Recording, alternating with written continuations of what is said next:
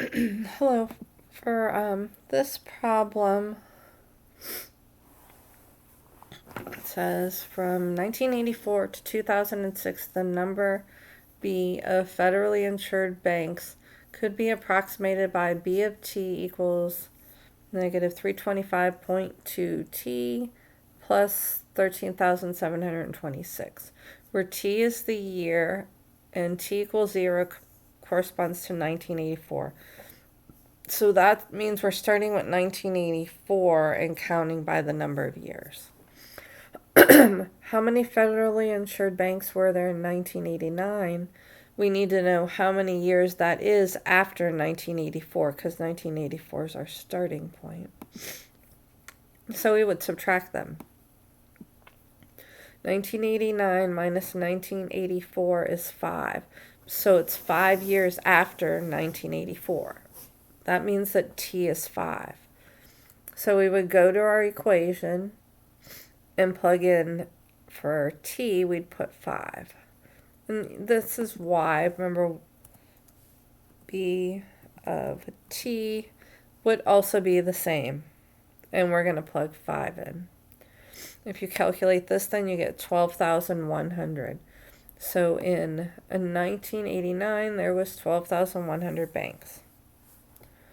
To find the slope and the y-intercept, we just look at the equation. Remember, the equation of a line is y equals mx plus b. M is the slope, it's attached to the variable, and b is the constant. So to find the slope, that would be right here, the negative 325.2.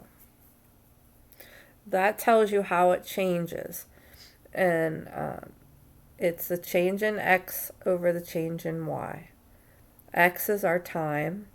So each additional year, the number of banks decreases by 325.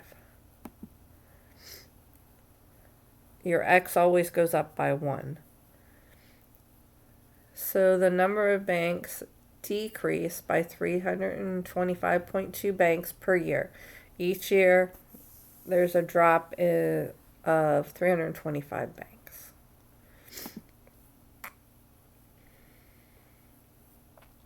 The y-intercept is the constant that's by itself, 13,726.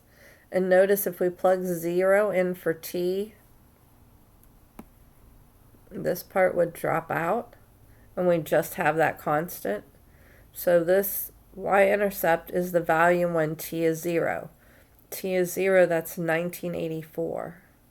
So in 1984, we had 13,728 banks. So let's see, the y-intercept is the number of banks in 1984.